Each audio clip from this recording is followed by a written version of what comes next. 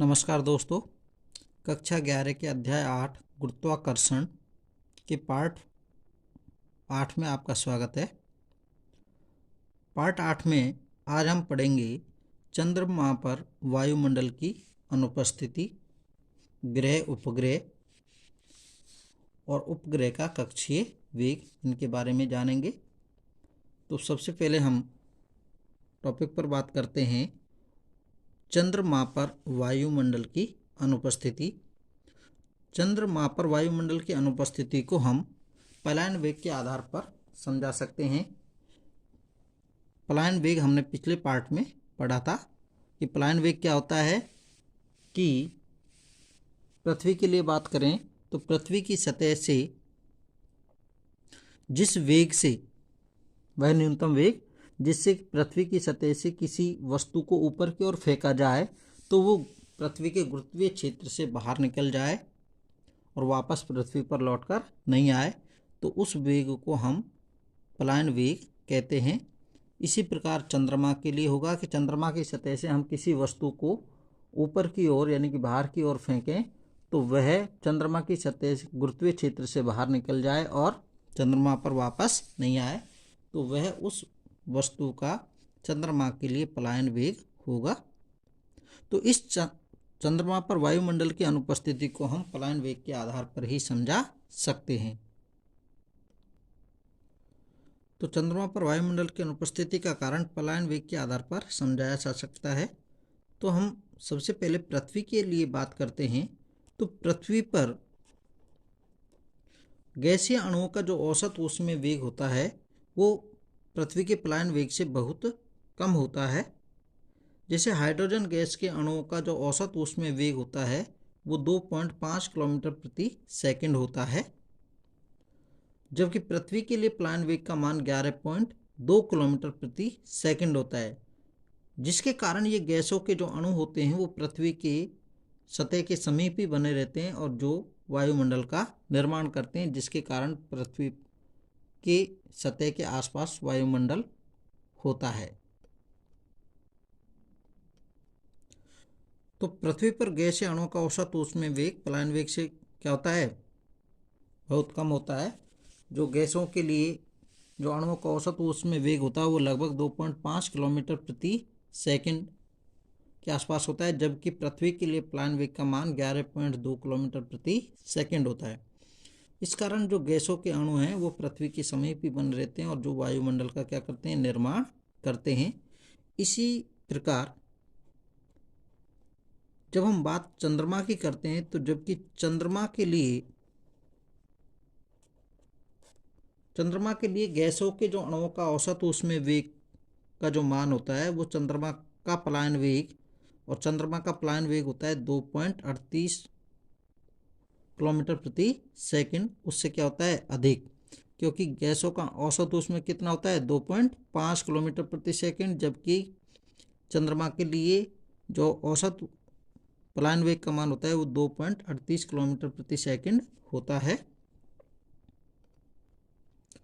तो चंद्रमा पर गैसों के अणुओं का जो औसत, ये चंद्रमा के लिए जो पलायन वेग होता है वो 2.38 किलोमीटर प्रति सेकंड होता है, और जबकि गैसों का अणुओं का औसत ऊष्मीय वेग 2.5 किलोमीटर प्रति सेकंड होता है। यानी कि 2.38 से 2.5 क्या होता है, ज़्यादा, यानी कि गैसों का जो अणुओं का जो औसत ऊष्मीय वेग है वो पलायन वेग से क्या है, ज़्यादा है।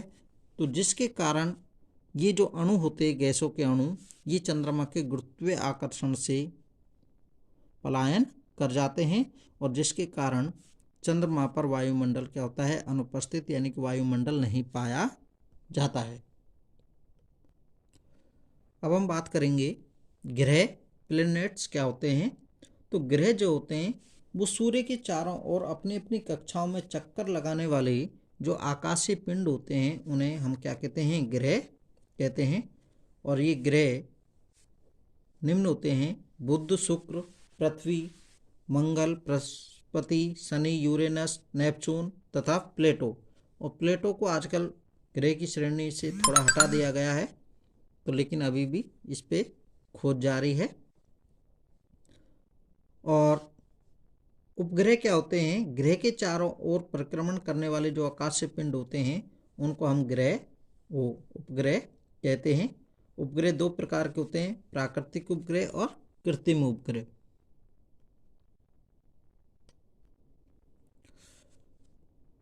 प्राकृतिक उपग्रह वो होते हैं जो ग्रह के चारों ओर चक्कर लगाने वाला जो प्राकृतिक आकाशीय पिंड होता है उसे हम प्राकृतिक उपग्रह कहते हैं। ग्रहों के चारों ओर चक्कर लगाने वाला प्राकृतिक उपग्रह, ग्रहों के चारों ओर चक्कर लगाने वाला प्राकृतिक आकाशीय पिंड को प्राकृतिक उपग्रह कहते हैं। और उदाहरण के लिए जो चंद्रमा होता है, चंद्रमा पृथ्वी का प्राकृतिक उपग्रह है, पृथ्वी का एकमात्र प्राकृतिक उपग्रह है। और इसका जो परिक्रमण काल होता है, परिक्रमण यानी कि पृथ्वी का एक चक्कर पूरा करने में इसको 27.3 दिन लगते हैं, यानी कि इसका जो परिक्रमण काल होता है वो 27.3 दिन होता है।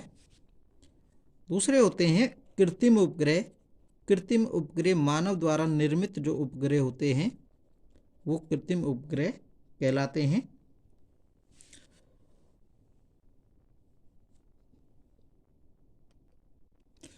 तो मानव द्वारा निर्मित वे उपग्रह जो पृथ्वी के चारों ओर नियत कक्षाओं में परिक्रमा करते हैं वो कृत्रिम उपग्रह कहलाते हैं। और कृत्रिम उपग्रहों के जो उदाहरण के रूप में INS, इनसैट 1A, एडुसैट आदि ये कृत्रिम उपग्रह होते हैं। एक होता है भू उपग्रह। वे पिंड होते हैं जो पृथ्वी के चारों ओर परिक्रमण करते हैं। भू उपग्रह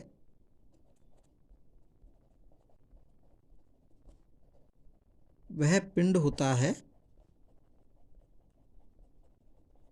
जो पृथ्वी के चारों ओर परिक्रमण करता है। भू उपग्रह कहलाता है।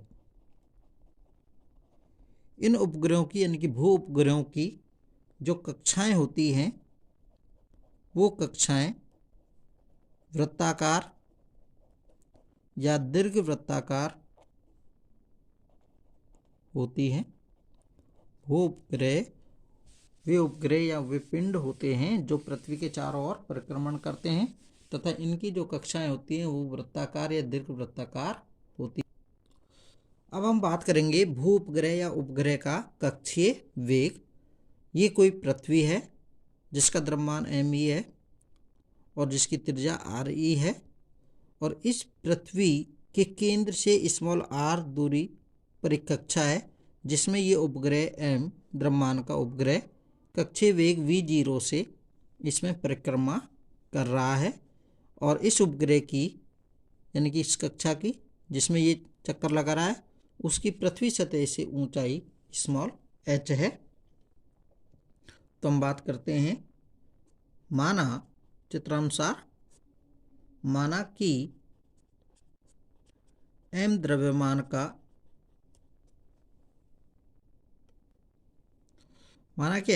का उपग्रह पृथ्वी के चारों ओर r त्रिज्या की वृत्तीय कक्षा, इस वृत्तीय कक्षा में चक्कर लगा रहा है। पृथ्वी सतह से इसकी ऊंचाई h है तथा इसका कक्षीय वेग v0 है। जो ये कक्षीय वेग है उपग्रह इस कक्षा में v0 कक्षीय वेग से चक्कर लगा रहा है। अब किसी भी वस्तु को या उपग्रह को वृत्ताकार पथ में या वृत्ताकार कक्षा में गति करने के लिए अभिकेंद्रीय बल की क्या होगी आवश्यकता।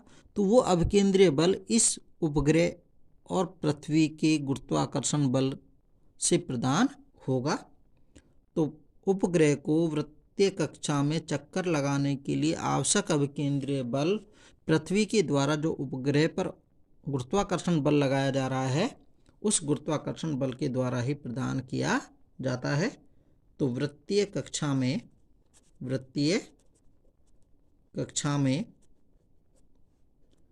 गति के लिए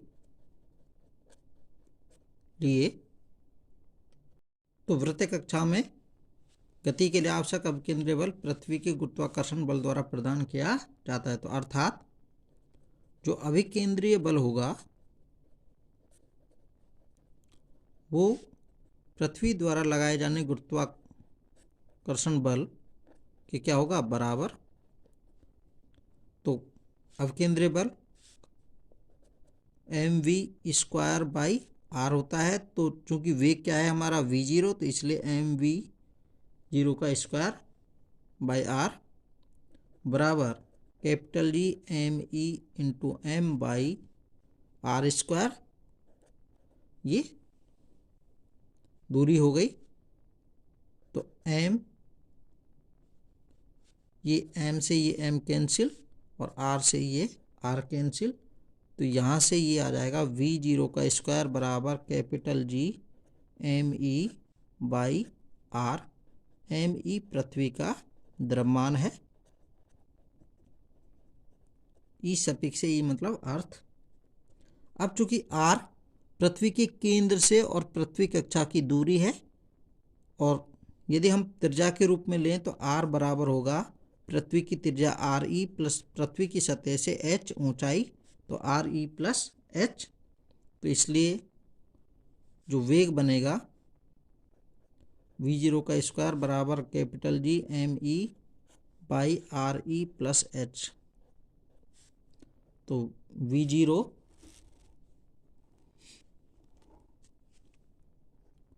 बराबर √G capital me/re plus h।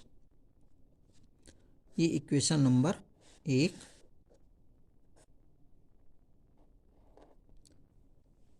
ये समीकरण 1। इस समीकरण से स्पष्ट है कि जो कक्षीय वेग होता है वो पिंड के द्रव्यमान पर निर्भर नहीं करता है। तो समीकरण 1 से स्पष्ट है कि कक्षीय वेग यानी कि उपग्रह का कक्षीय वेग उपग्रह के द्रव्यमान पर निर्भर नहीं करता है।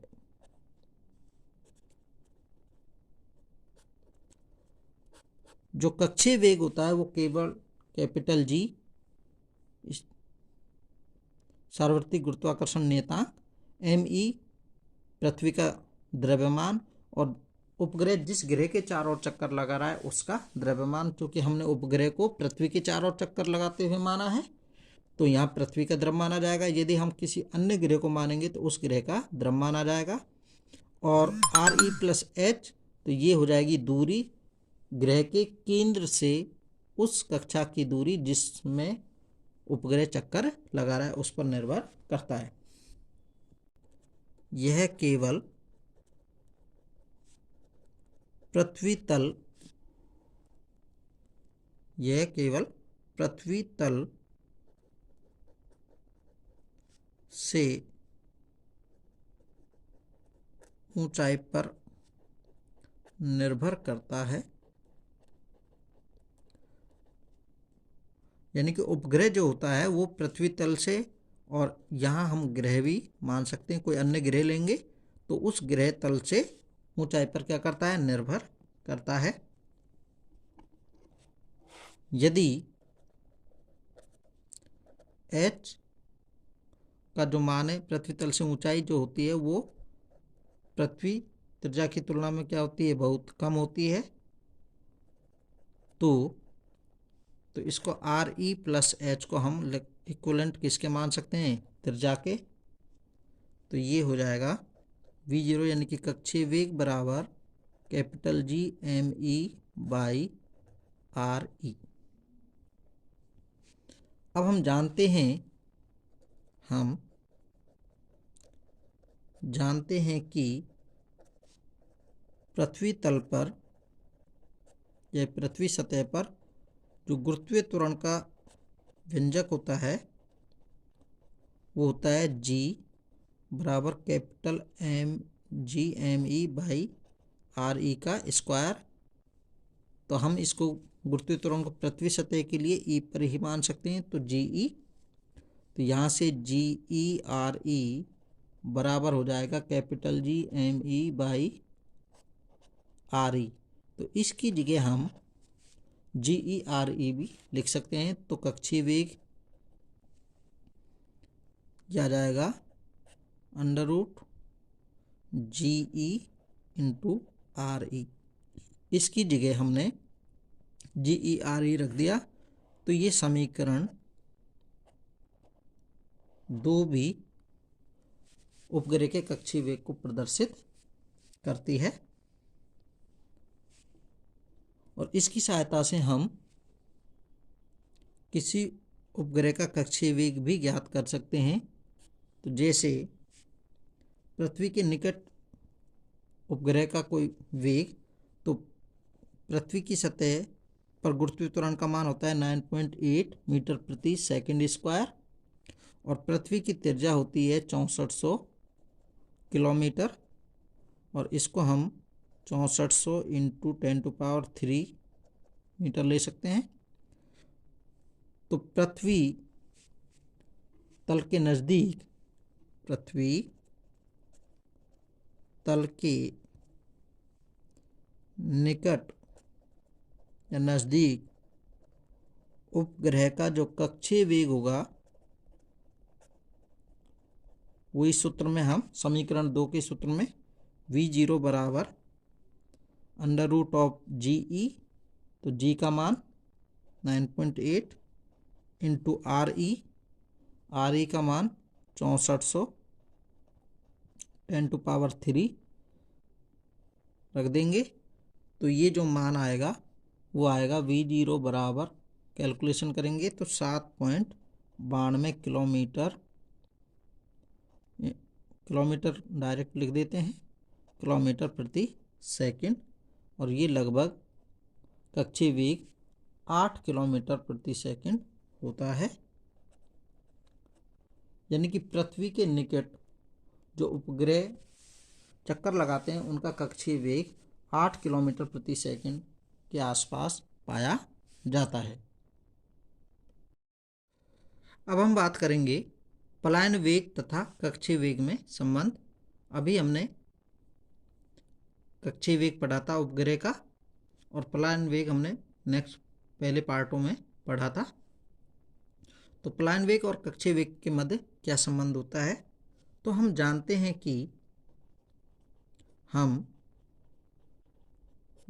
हैं कि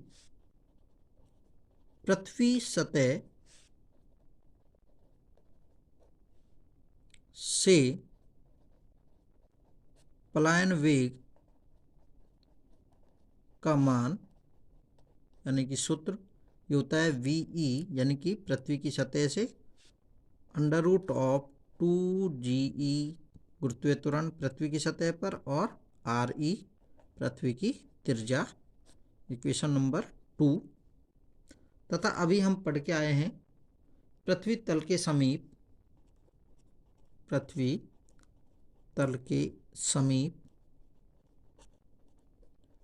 परिक्रमण करते हुए पिंड का या उपग्रह का कक्षीय वेग होता है वी जीरो बराबर under root of GE into RE, equation number 2। समीकरण 1 में 2 का भाग देने पर, तो V E by V zero बराबर under root of 2GE into RE by root of 2GE RE। Root से GE RE ये कैंसिल हो जाएंगे, तो यहाँ बचेगा VE बाई वी जीरो बराबर रूट ऑफ 2। तो VE बराबर root of 2 into V zero, यानी कि हमें इससे स्पष्ट हो गया कि प्लान वेग का मान उपग्रह के कक्षीय वेग का क्या होता है, 2 गुना होता है। तो इससे स्पष्ट है कि प्लान वेग का मान